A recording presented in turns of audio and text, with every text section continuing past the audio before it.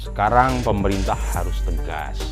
Jangan sampai kelompok-kelompok yang kecil-kecil seperti itu dibiarkan, yang nanti memungkinkan akan menjadi besar dan menjadi kekuatan yang membahayakan bagi eksistensi Negara Kesatuan Republik Indonesia.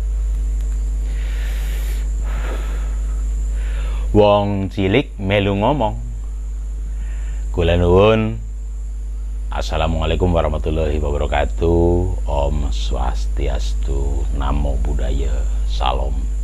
Salam kebajikan, salam Nusantara, salam budaya, Rahayu.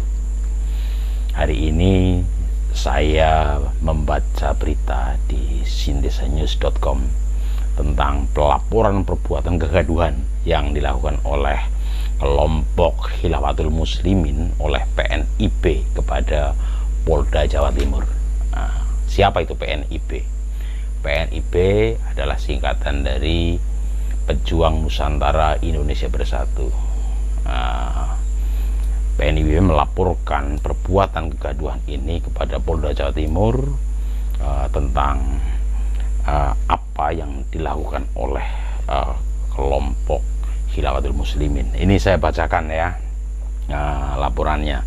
Ini laporan nomor TBL B-2991-6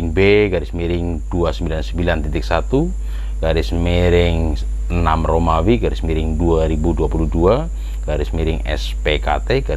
Polda Jawa Timur. Pelapor bernama Waluyo Wasis Nugroho. Sedangkan yang dilaporkan bernama Aminuddin Mahmud. Kemudian perkara tindak pidana yang dilaporkan TP makar dengan maksud untuk menggulingkan pemerintah dan atau menyiarkan sesuatu berita bohong yang menimbulkan kegaduhan sebagaimana dimaksud dalam pasal 107 KUHP dan atau pasal 14 dan pasal 15 Undang-Undang RI nomor 1 tahun 1946 tentang peraturan hukum pidana. Ini laporan tertanggal 4 Juni 2022. Ini hari kemarin, sekarang tanggal 5. Itu. Jadi pelaporan ini sesungguhnya merupakan sebuah usaha bagaimana kita sebagai bangsa bisa menjaga NKRI agar tidak digoyang oleh ideologi-ideologi yang lain. Saya jadi ingat pada masa Orde Baru itu selalu disebutkan ada dua macam ekstrim, yaitu ekstrim kiri dan ekstrim kanan. Ekstrim kiri itu komunis. Jadi paham komunis itu disebut sebagai ekstrim kiri. Sedangkan ekstrim kanan ini tindakan ekstrim yang bersumber dari agama. Jadi kedua-duanya sama-sama berbahaya bagi Indonesia.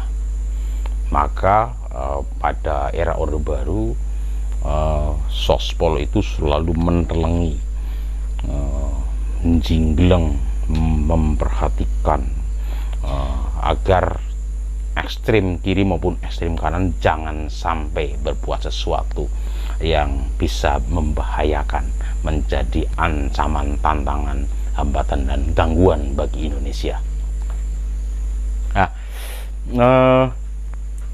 Sejak era reformasi 98 sampai sekarang,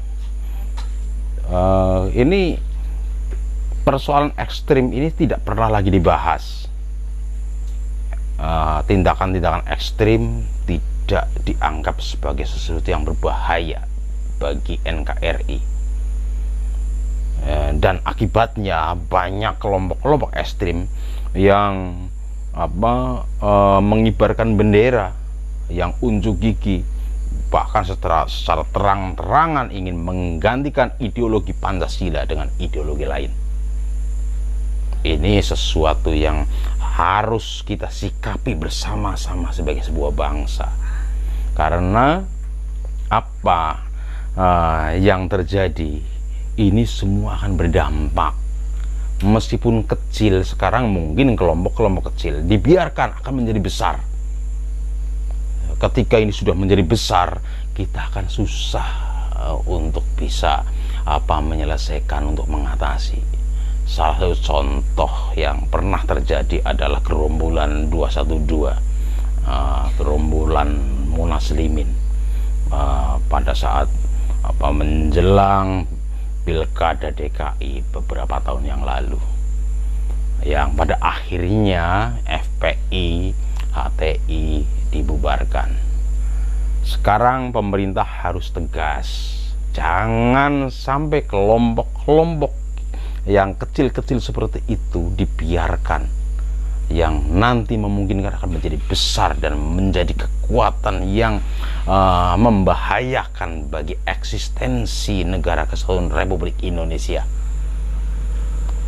Saya sangat setuju dan sependapat dengan apa yang dilakukan oleh PNIB, dan saya berharap ada kelompok-kelompok lain yang bisa melaporkan tindakan-tindakan yang bermaksud melakukan kegaduhan, bermaksud makar, dan membuat keonaran yang bisa membahayakan eksistensi Negara Kesatuan Republik Indonesia.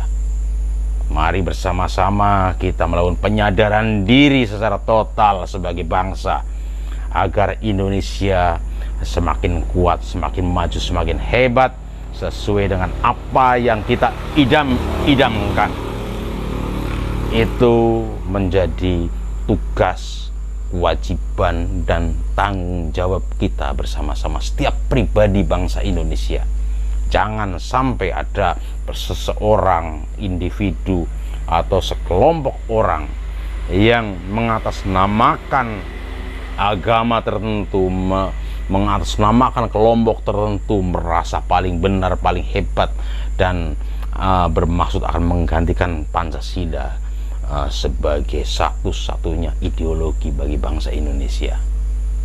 Mari kita melakukan penyadaran bersama, menjadi kekuatan bersama. Semoga Indonesia akan semakin jaya, semakin maju, dan kita akan menjadi bangsa yang semakin bermartabat dalam kancah pergaulan dunia. Terima kasih. Merdeka.